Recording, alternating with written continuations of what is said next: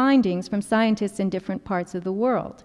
Carlo was hired by the telecom industry to investigate the health effects of using cell phones. Confident that he would give the technology a green light, his 6-year project was funded with $25 million, and the results were grim. Carlo and his teams of researchers who conducted and repeated the tests found that human blood showed genetic damage after exposure to cell phone radiation. There was no question about it. Micronuclei, diagnostic markers of cancer, were showing up after only 24 hours of exposure. So imagine years of cell phone use. The presence of micronuclei means that cells can no longer repair their broken DNA. Whoops.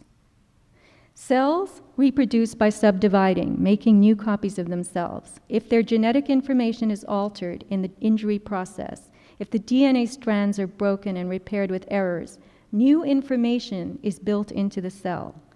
That information may be incorrect and harmful to the human body when new cells are made. Let's pretend a DNA chain is like a sentence. So an example could be, Mary had a little lamb. If the sentence is broken and the letters are scattered and then pieced back together by the cell, what if a piece of the B breaks off and it becomes a P? Now the sentence is, Mary has a little lamp. And what if the M in the original lamb gets turned upside down and becomes a W? Then the sentence might become, Marty saw Allie laugh, with misspellings, new subjects. Now we have Marty and Allie with these rearrangements, and these floating letters that go nowhere. So if the sentence is a code for the cell to copy itself, what's it going to do? The radiation age in which we live today is one of body-shattering harmonics that compel our cells to remake themselves with errors. The biological world is being pushed beyond its tolerances, which is the main purpose of the field of metabiology. Meta means beyond. Metabiology is about biological prospecting, seeing what happens when living things are subjected to experimentation. We are all living experiments today, observed through the growing power of surveillance and data collection. Our abilities to tolerate the changes around us are being noted. Those of us who survive these forces and changes will be the forms from which future forms are created. Where is the proof of all this, you might ask? How can I be saying such outrageous things? And how could you possibly convince your friends and neighbors that such deliberate experimentation is going on?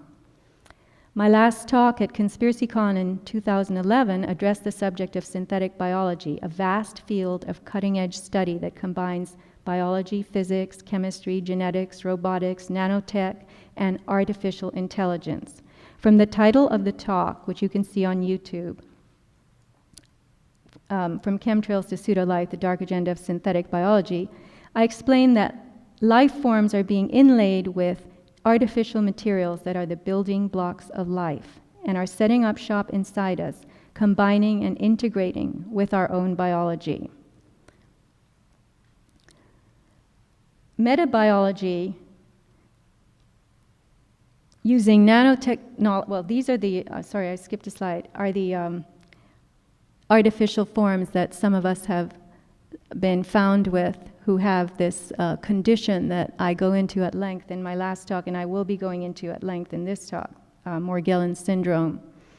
So, metabiology using nanotechnology and microelectronics opens up a whole new world of hybrid forms and processes to be observed and managed. From conductive materials, elements of brand new unexplored environments are constructed. And this is really the key here. Conduction leads to construction. All this is done without wiring, outside any lab, and in our own bodies. Life itself is electricity, the exchange of electrons and protons on the cellular level. I mentioned in my last talk piezoelectricity, also known as the piezoelectric effect, whereby frequencies can be used to create voltage and vice versa. Pierre Curie was the pioneer of piezoelectricity back in the 1800s. It was then called crystalline physics. The piezoelectric effect works on crystals, ceramics, DNA, and certain proteins. The first two are used in electronics and microelectronics, and the second two are the building blocks of organic life.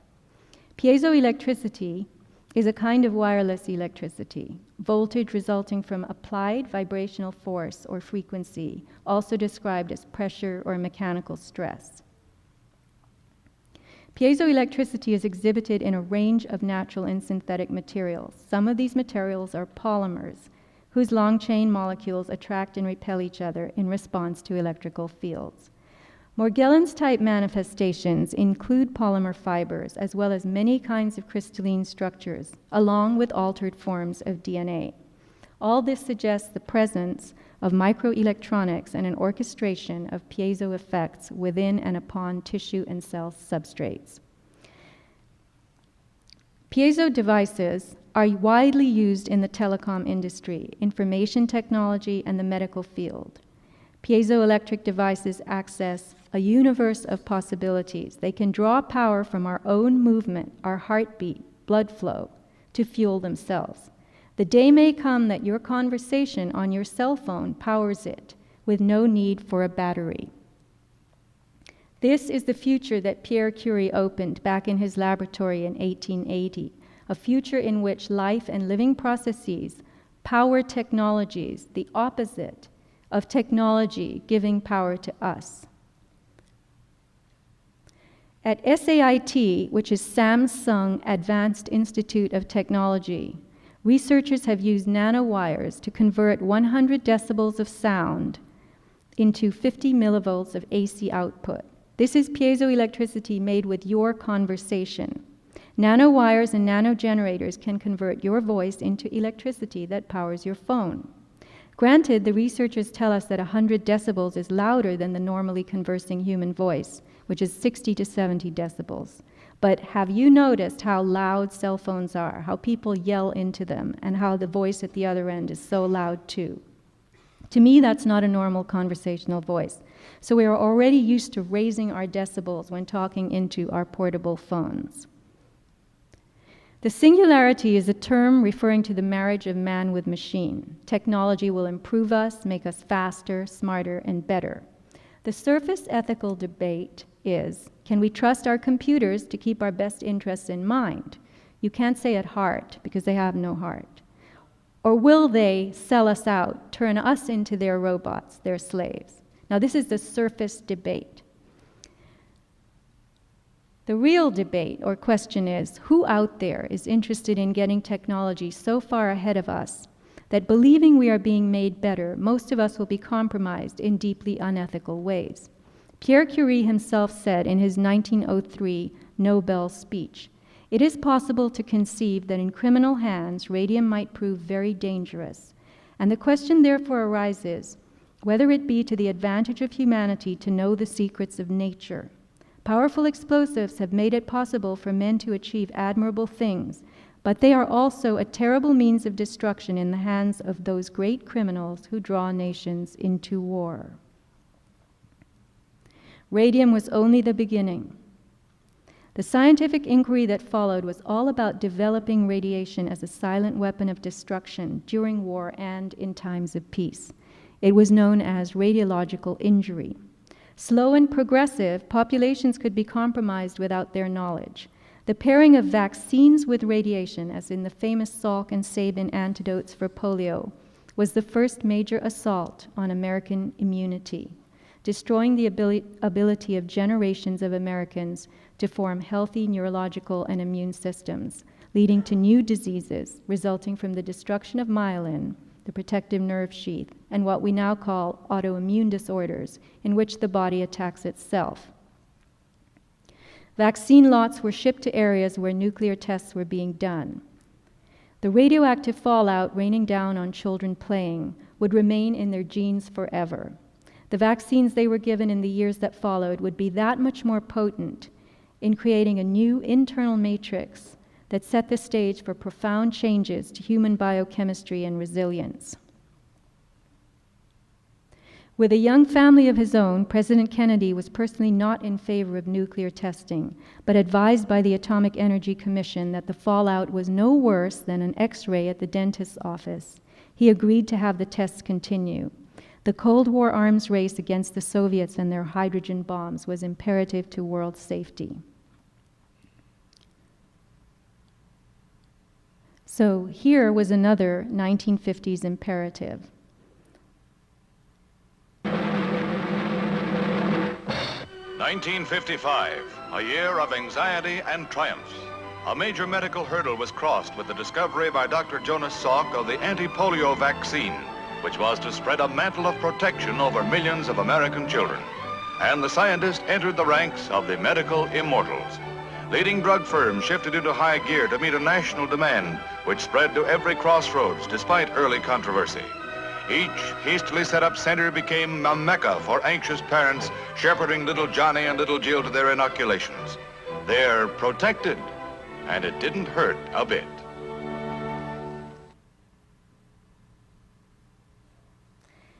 It was known in the 1940s by Manhattan Project scientists that radiation destroyed the cells, leveling the immune system, putting it basically back at zero, bringing it down to zero.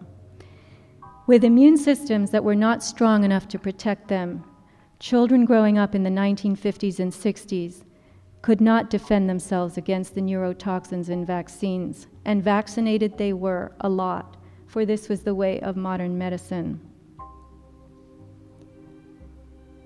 Polio itself is a disease caused by neurological cytotoxicity, damage to the nervous system and the immune system by chemical exposure and exposure to radiation.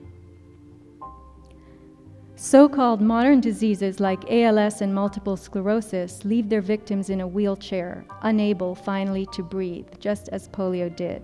These are all polio diseases. I cannot tell you enough times that polio has never gone away.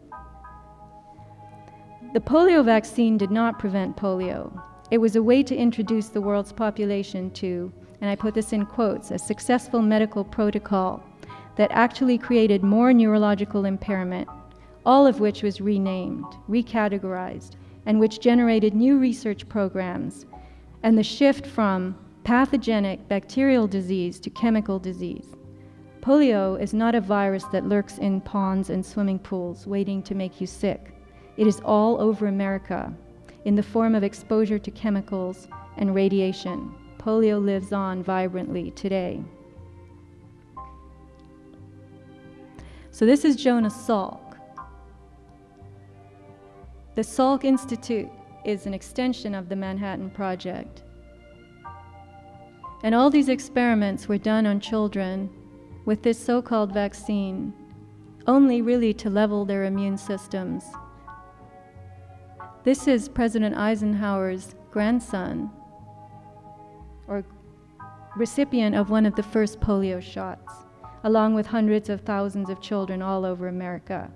Today, many of these children are adults with inexplicable health issues, ranging from fibromyalgia to autoimmune disorders and allergies, cancers, brain dysfunction, and sclerotic paralysis. It's all polio. That's all it is. It just has a bunch of different names. Welcome to the radiation age. As said, radiation so damages cells that it overloads the body's ability to detox, to repair, and to reject foreign materials. Remember that. Body cannot reject foreign materials when the immune system is leveled like this. You could say that before it visibly cripples us, it cripples our immunity. And the damage created by microwave radiation is ultimately no different than that created by gamma rays and X-rays. You cannot qualify the source of radiation damage once it shows up in the body. My own theory about Fukushima and the many failing reactors we're hearing about today is that this is a grand cover story for what could be called the EMF killing fields. 50 years of peer-reviewed studies confirm that radiofrequency microwave radiation is just as harmful as nuclear radiation.